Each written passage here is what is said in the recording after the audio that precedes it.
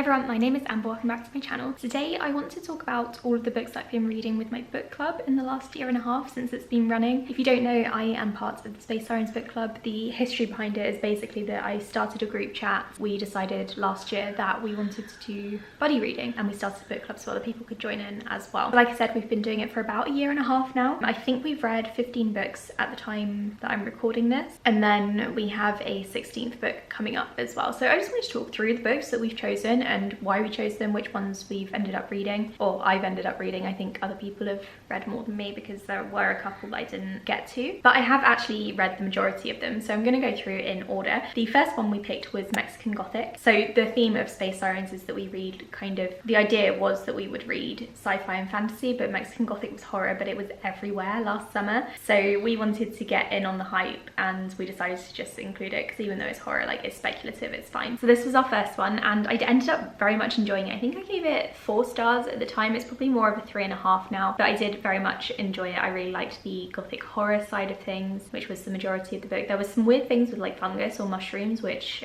was a bit odd. It's a horror book, so you can't really complain. It was good that it was set in Mexico and we had a really good discussion about this one. Next we read The House in the Cerulean Sea, which I think is probably my favourite out of all of these, maybe bar one. And I gave this one 4 stars when I read it as well. I remember when I did the live stream for the book club, I actually had like 50 pages to go or something and I didn't quite finish it in time, but no one seemed to mind and it was still a really good discussion. Anyway, we spent a lot of time talking about which of the children were our favourite characters and the themes behind it. This is an adult magical realism fantasy sort of thing, so this one definitely fit the bill. Next we read Jade City, and I don't think I joined in with the live stream for this one because I had read Jade City a couple of years prior. I'm fairly sure I read it when I was in my old flat a few towns over, so I didn't actually join in with this one, or if I did, I didn't really have much to say. But I did enjoy this book. I gave it 3 stars. I will probably read Jade War at some point to see if I want to read Jade Legacy, but it's not my favourite series and it wasn't my favourite series starter, so I still haven't gotten around to reading Jade War. I'm really behind. But I really like the characters in this one in particular, and I liked the whole like gang sort of thing that the characters had going on and the rivalries. That was a lot of fun. I wasn't expecting one of the characters to go the way that they did. I don't really want to say too much in case of spoilers, but that kind of came out of nowhere and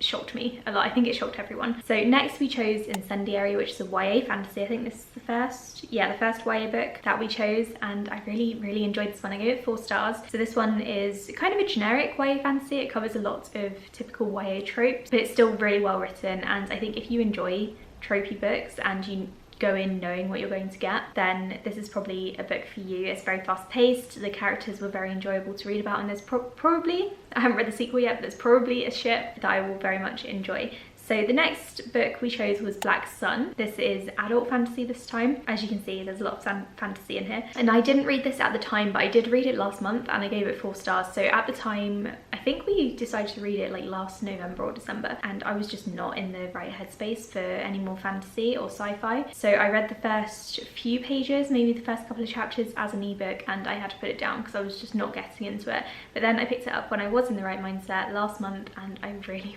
enjoyed it. So it just goes to show how your mood kind of affects what you're reading and what you're enjoying, because I could have easily just given up and not picked it up again because I wasn't enjoying it. But in the end it turned out to be a really good book, and I'm really looking forward to the sequel as well, although that cover, like, let's not talk about that. Next we chose Seven Devils because we realised we were leaning very heavily on the fantasy side of things, and I didn't really love this one, so I DNF'd it. I think I read about 20%, maybe 15, and it was a lot. I didn't like the language in it. Some of the characters spoke with a weird accent or dialect, and I didn't particularly like how that was portrayed. It was kind of like a Scottish accent of some kind, or like an equivalent accent. It just annoyed me, so I didn't carry on with it. I think everyone else enjoyed it though, for the most part, but this one wasn't really a hit. Next we had A Memory Called Empire, which again I put down, but I didn't DNF it. I've put it on pause. It is one that I do want to get to. I've tried to read this twice actually now, and I just haven't gotten into it. I don't really know why. This is a sci-fi book, adult sci-fi, and it's about a woman who goes to another planet, I believe, to be kind of the ambassador and to investigate what happened to her predecessor. And I think part of the issue is that I have a problem with confusing sci-fi that's meant to be confusing, as well as characters who have voices in their heads, because there's another book later on that I didn't enjoy for the book club and it had the same sort of deal going on. So yeah, I have put this one on pause though, because I think I might enjoy it if I'm in the right mindset, headspace for it, but at the moment I'm definitely not, so I'm keeping hold of the book for now. Next we chose The Gilded Ones, which is YA fantasy, and I very much enjoyed this one. This one was a lot darker than I thought it was going to be. It's probably not the most original YA fantasy again, but it included some tropes I really enjoyed. Animal companion was present. It would have been better without the romance. I think that this probably could have had like a best friend romance in it, but it didn't, and that was a bit of a letdown. But the beginning of this was so dark, and it really set the tone for the rest of the book. Then we read The Bone Shard Daughter, which I think I gave 3 stars. I've unhauled it since. I didn't dislike it, I just didn't love it. So this one is an adult fantasy, kind of like, I would compare it to maybe a little bit of the 5th season mixed with, oh, I don't know, what was the other book that I compared it to in a recent video? I can't remember. Basically, this is told from 3-ish points of view, and the characters are all interconnected somehow. I did enjoy it, but I didn't love it, so I unhauled it. I'm going to read the sequel though, which is coming out this month, which is really exciting. I don't think I'm going to get to it until next year though, because I'm on a kind of book buying ban, or at least I should be. Then we chose The Unbroken, which I haven't actually read yet, but I am dying to, so I want to read this by the end of the year, because I've heard that it's a really good political fantasy, and I really need one of those right now. So as I'm in the mood for it, I might just start it this month, like this week. I have high hopes for this one, and I think it could be one that I really enjoy. Then we had The Stolen Kingdom, which is one that I didn't pick up because I was really busy during that month.